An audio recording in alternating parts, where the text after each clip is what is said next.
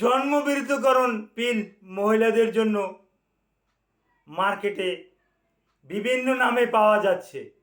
এগুলো কিন্তু OTC drug. OTC drug that means over the counting drug, অর্থাৎ এটা কিনতে কোনো ডাক্তারের প্রেসক্রিপশন লাগে না। আপনি ফার্মেসিতে যাবেন, ফার্মেসিওয়ালাকে বলবেন, ভাইয়া আমাকে একটা ওভারস্টার দেন, আমাকে একটা ওভারস্টার গোল দেন, আমাকে একটা মার্বেলন দেন, আমাকে একটা লাইনেজ দেন, আমাকে একটা ওভাকন দেন, আমাকে একটা ফেমিকন দেন, আমাকে একটা মিনিকন দেন। চাহিদা মাত্রই, যেরকমের টাকার গায়ে লেখা আছে চাহিদা মাত্রই এর বাহকে দিতে বাধ্য থাকিবে, ঠিক অনুরূপ ফার্মেসিওয়ালার কাছে থাকলেই আপনাকে ধরিয়ে দিয়ে দেবে। যতগুলো নাম বললাম, লাইনেজ, ওভাকন, মার্বেলন, ওভারস্টার, ওভাকন, ফেমিকন, সরকারিভাবে একটা দেয় সুখী, কম্বিনেশন 5, এগুলো কিন্তু আপনাকে অনায়াসে দিয়ে দেবে। এর অনেক পার্শ্ব প্রতিক্রিয়া, এই পার্শ্ব প্রতিক্রিয়াগুলো নিয়ে একটু আলোচনা না করলে নয়। আসসালামু আলাইকুম রহমতুল্লাহি ওয়া বারাকাতুহু। আমি ডাক্তার মীর শহীদুল ইসলাম, আমার চেম্বার শুভেচ্ছা 255, ঐতিহ্যবাহী শেখঘাট, সিলেট। গুগলে গিয়ে ডাক্তার মীর শহীদুল ইসলাম কথাটি লিখে সার্চ দিলে আপনি আমার সম্পর্কে যাবতীয় তথ্য পেয়ে যাবেন। জি দর্শক শ্রোতা, আলোচনা করব মহিলাদের খাবার বড়ি অর্থাৎ জন্মবিরতিকরণ পিল, ওরাল কন্ট্রাসেপটিভ পিলের সাইড এফেক্ট বা পার্শ্ব প্রতিক্রিয়া নিয়ে। এটা একটা হরমোনাল পিল। এটা ইস্ট্রোজেন এবং প্রোজেস্টেরন, এই হরমোনের মাধ্যমে কিন্তু এটা কিন্তু তৈরি হয়।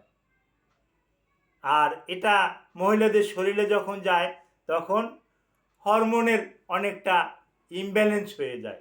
যেমন কিছু কিছু মহিলাদের দেখবেন যে ভালোই তো আছে, সে কখনো ওই ওরাল কন্ট্রাসেপটিভ পিল বা জন্মবিরতিকরণ পিল খায় না, খাওয়ার পর তার stomatitis, tendency of vomiting, nausea, dizziness, motion sickness, এরকমের সমস্যা কিন্তু তার হচ্ছে।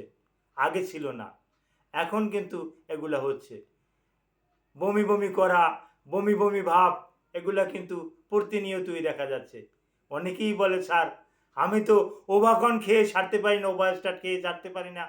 পরে বেশি দামের আমার স্বামী কিনে দিছে, অনেক টাকা দিয়ে মার্বেলন কিনে দিচ্ছে, কই সেটা খাইয়াও তো অ্যাডজাস্ট করতে পারি না, কোনোটাই অ্যাডজাস্ট হয় না।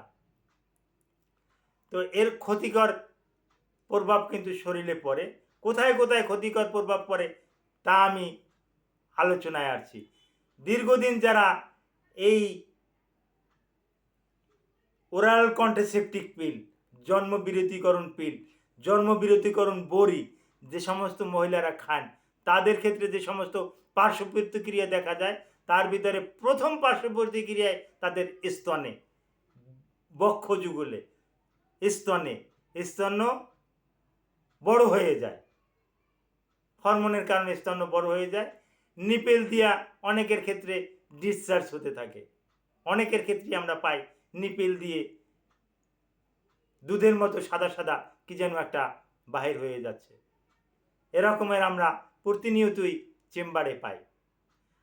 এই একটা এবং স্তন্য ভারী ভারী লাগা এবং স্তনে ব্যথা, একটু চাপ দিলে প্রেস করলে স্তনে ব্যথা, এই এক নাম্বার। নাম্বার 2, মাইগ্রেন, হেডেক, মাথা ব্যথা, ভার্টিগো, এই সমস্যা দেখা যায়। ওবেসিটিয়ান হওয়া, স্থূলতা, মোটা হয়ে যাওয়া, এটা একটা সমস্যা। ফাইব্রয়েড, বিশেষ করে ইউট্রাসে কিছু টিউমার হওয়া, ইউট্রাসে গোটা গোটা হওয়া, ইউট্রাসে বড় ধরনের কোনো সমস্যা হওয়া, এগুলো কিন্তু এটার কারণে হয়ে থাকে। তারপর কাড়া কাড়া খেতে পারবে না, খেলে কিন্তু নিয়মিত খেতে হয়। যারা কার্ডিয়াক সমস্যায় ভুগছেন, মায়োকার্ডিয়াল ইনফ্রাকশনে ভুগছেন, তাদের জন্য কিন্তু এটা একেবারে বলতে গেলে সম্পূর্ণরূপে নিষিদ্ধ, খাওয়া যাবে না। যারা রেনাল ডিজিজে ভুগছেন তাদের ক্ষেত্রে এটা খাওয়া যাবে না। যারা গ্যাস্ট্রাইটিসে ভুগছেন তাদের ক্ষেত্রে খাওয়া যাবে না। যারা টেন্ডেন্সি অফ ভমিটিংয়ে যাদের হচ্ছে তারা কিন্তু এটা খাবেন না। নেউসিয়ার রুগীরা খাবেন না। মোশন সিকনেস রুগীরা এটা খেতে পারে না। যাদের পাণ্ডু রোগ আছে, বাংলায় বলছি পাণ্ডু রোগ, ইংরেজিতে এটাকে হেপাটাইটিস বলে। হেপাটাইটিস এ, বি, সি, এই হেপাটাইটিস যাদের আছে, লিভারে যাদের সমস্যা আছে তারা খেতে পারে না। যাদের ফ্যাটি লিভার আছে তাদের এটা খেতে পারে না। এটা সহ এই ঔষধের আরও অনেক অনেক পার্শ্ব প্রতিক্রিয়া আছে। এক কথায় এই ঔষধটা মহিলাদেরকে জীবনটা, একবারই তো সে দুনিয়াতে আসে, দ্বিতীয়বার তো আর সে দুনিয়াতে আসবে না, একবারে তার লাইফটাকে কিন্তু নষ্ট করে দেয়। আপনি যদি জানতেন যে এর পার্শ্ব প্রতিক্রিয়া কী, তাহলে আপনি খাওয়া তো দূরের কথা, এর ধারে কাছেও যেতেন না। আপনি যদি এই বড়ি ছাড়া যদি আপনি চলতে পারেন, বা আপনার স্বামীকে দিয়ে যদি একটু অন্য কোনো সিস্টেম আপনি নিতে পারেন, তাহলে এই বড়ি খাওয়া যাবে না। তবে হ্যাঁ, আমরা অনেক সময় এই বড়ি অনেক মেয়েদের ক্ষেত্রে, অবিবাহিত মেয়েদের ক্ষেত্রেও লিখে দেই, সেটা ক্ষণস্থায়ের জন্য, অন্য কোনো রোগের জন্য।